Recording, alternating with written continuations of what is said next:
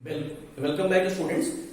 So today we are discussing the differences between the breathing and respiration.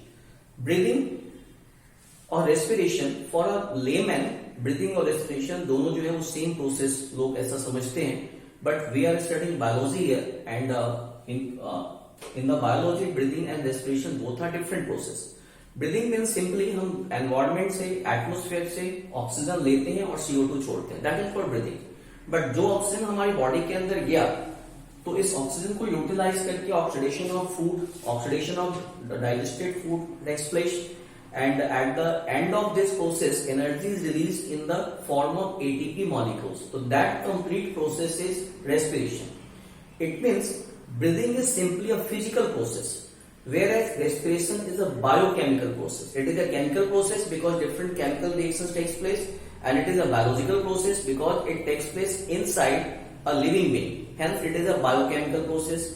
Again, in case of breathing no enzymes are required, but in case of respiration different respiratory enzymes are required. Again, in case of breathing energy is utilized, but in case of respiration energy is utilized as well as energy is released. तो इस तरह से breathing और respiration जो है ये different processes है. तो दोनों में जो डिफरेंसेज हम ये देखते हैं ब्रीदिंग और रेस्पिरेशन में क्या क्या डिफरेंसेस हो सकती है.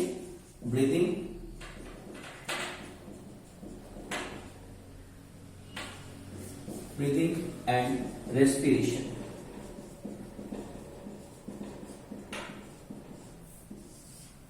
ओके, तो breathing simply means intake of O2 and release of carbon dioxide. But it means oxidation, exchange of gases and oxidation of digested food. Then next, breathing, it is a physical process. Whereas respiration is a biochemical process. This is a biochemical process. Next, breathing, no enzymes are required. किसी भी तरह के किसी enzymes की यहाँ पे requirement नहीं है. एंड यहाँ पे there are different respiratory enzymes present inside the matrix of the mitochondria which are required in the process of respiration. Many respiratory enzymes are required. Then, in case of breathing, energy is utilized.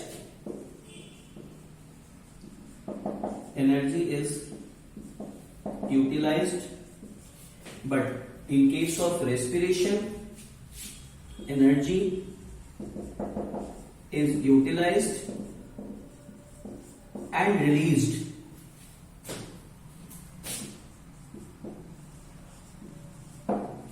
Now, in case of breathing, only certain organs takes place. अगर हम breathing कर रहे हैं तो फिर हमारी जो nasal cavity है, एक्सटर्नल नॉस्ट्रल्स है, इंटरनल नॉस्ट्रल्स है, नेजल कैविटी है, विंड पाइप है और लंग्स है, डायाफ्राम है, ये सारे ऑर्गन्स ब्रीदिंग में इन्वॉल्व है. But in case of respiration each and every cell of the body takes part in the case of respiration because जो ऑक्सीडेशन होगी वो हर सेल के माइटोकॉन्ड्रिया में होगी. तो this is only certain organ. Only certain organs like nose, trachea, lungs, diaphragm,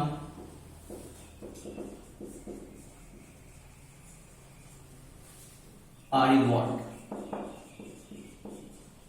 And here each and every cell of the body, each and every cell of the body is involved in this process तो these are the differences between the breathing and respiration. कि breathing एक हमारे पास physical process है, this is a biochemical process, जहां enzyme की requirement नहीं है, वहां पे काफी सारे एंजाइम्स इन्वॉल्व होते हैं। इसमें केवल एनर्जी यूज की जाएगी and here energy is both utilised and released also, because respiration का मेन पर्पस ही होता है कि एनर्जी रिलीज करता in the form of ATP molecules. और हियर केवल कुछ सर्टेन पार्ट्स है बॉडी के which together form the respiratory system, केवल वही अपना पार्ट प्ले करते हैं, लेकिन रेस्पिरेशन बॉडी के हर सेल्स में होती है। एंड तो these are the differences between the breathing and respiration. तो इन दिस वे हमने अभी जो रेस्पिरेशन एनिमल के केसेस में रेस्पिरेशन होती है वो हमने कंप्लीट किया, रेस्पिरेशन इन ह्यूमन बींग्स हमने कंप्लीट किया। Now the respiration in plants, अब प्लांट्स में रेस्पिरेशन कैसे होती है उसको हम देखते हैं।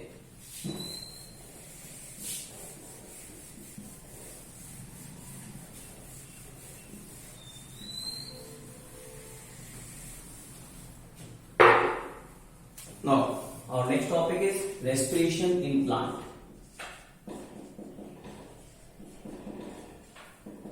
Respiration in plants.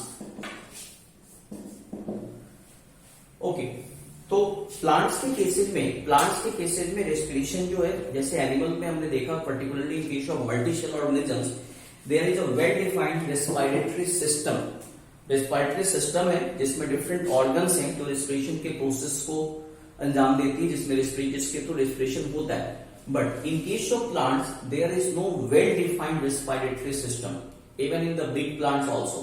Big plant जैसे ट्रीज वगैरह की चाहे वो जितने भी बड़े हों, उनमें रेस्पिरेशन के लिए कोई स्पेसिफिक सिस्टम, स्पेशल ऑर्गन्स नहीं होता। And again each and every part of the plant takes each and every part of the plant do respiration separately.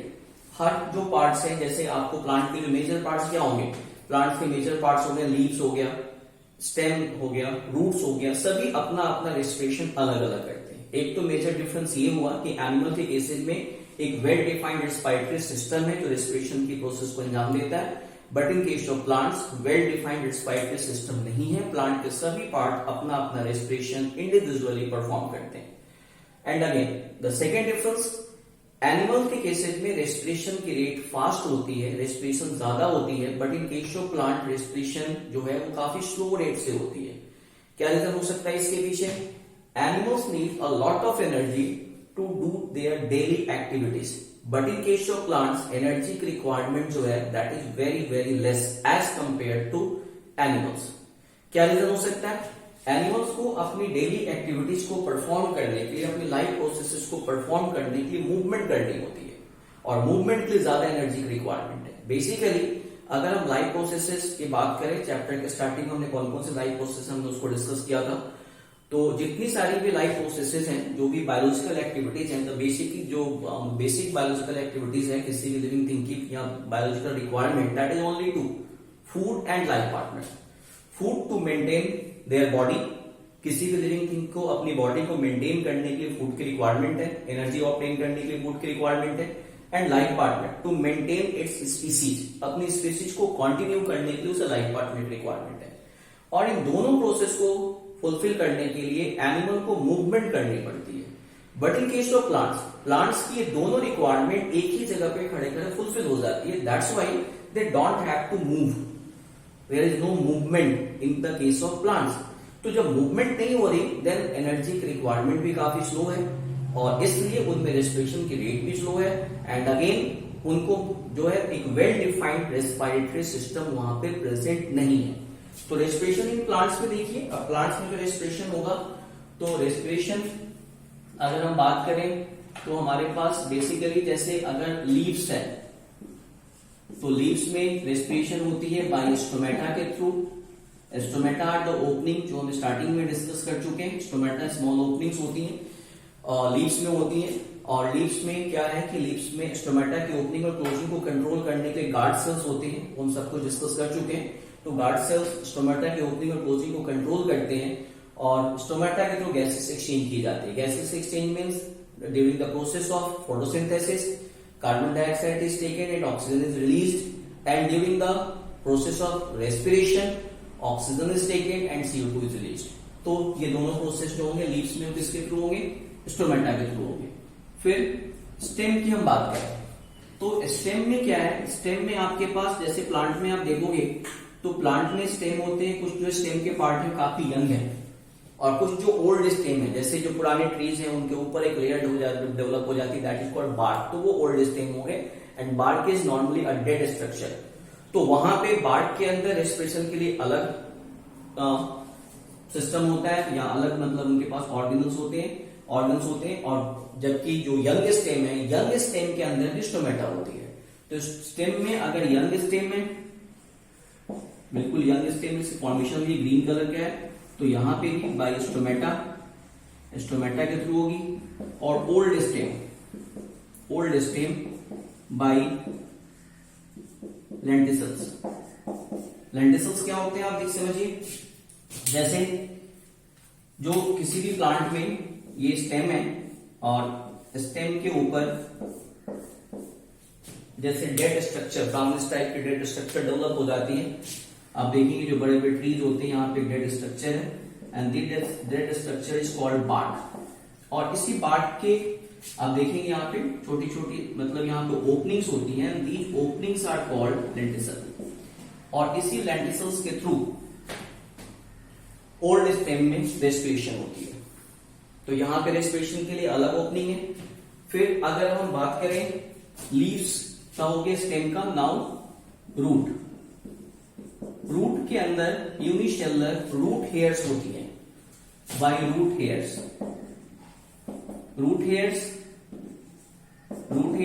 जो है वो वाटर की एब्जॉर्प्शन के साथ साथ गैसेस एक्सचेंज के प्रोसेस को भी परफॉर्म करती है। जैसे अगर आप रूट हेयर देखिए, ये हमारे पास जैसे आपको ये रूट है तो प्राइमरी रूट, सेकेंडरी रूट ऐसे होती हैं, और इसके ऊपर काफी माइन्यूट से ऐसे स्ट्रक्चर होती हैं, these structures are called root hair. This structure जो पतले पतले स्ट्रक्चर है इनको हम बोलते हैं रूट हेयर। ये रूट हेयर हो गई, this is root hair. Root hair को डिटेल में हम देखें तो बेसिकली जो ऊपर की जो लेयर होती है एपिडर्मिस, उसका ये एक एक्सटेंशन होता है,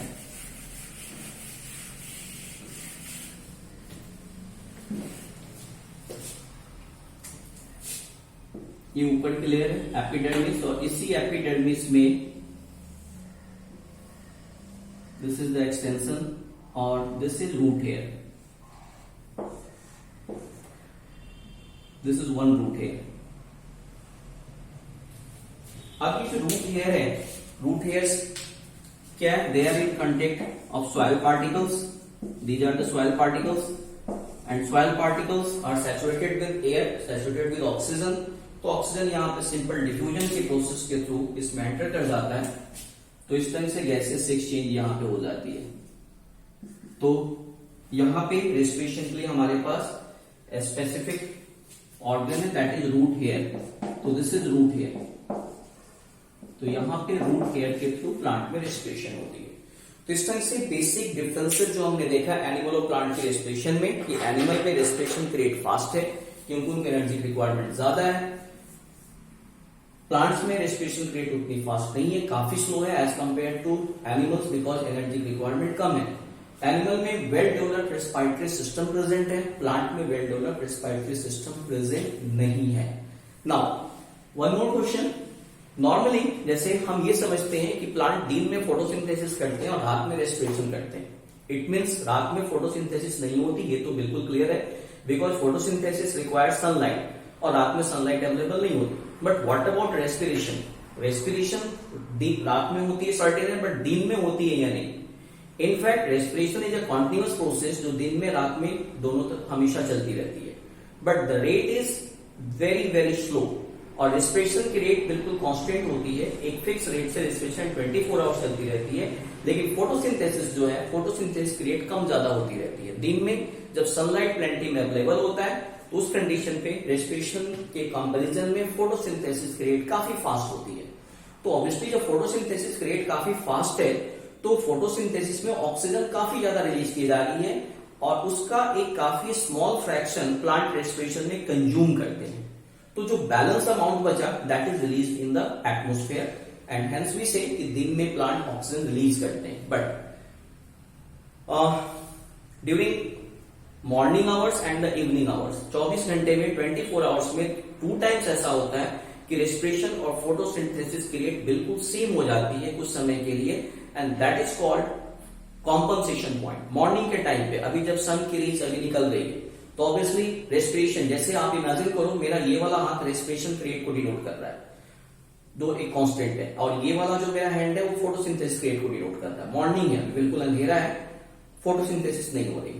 अब सनलाइट धीरे धीरे आई, अब ये फोटोसिंथेसिस धीरे धीरे एक पर्टिकुलर पॉइंट पे बढ़ती जा रही। कुछ समय की दोनों की रेट सेम हो गई। इस कंडीशंस पे एटमॉस्फेयर में कुछ भी रिलीज नहीं होगा, जितना ऑक्सीजन फोटोसिंथेसिस में फॉर्म होगा वो रेस्पिरेशन में यूज कर लिया जाएगा, बट फोटोसिंथेसिस रेट बढ़ती जा रही है।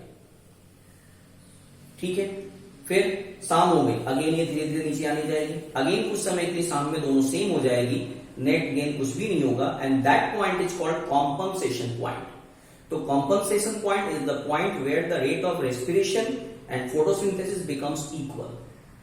तो this is all about respiration in plants. Next lecture में हम नेक्स्ट टॉपिक अपने करते हैं। Thank you.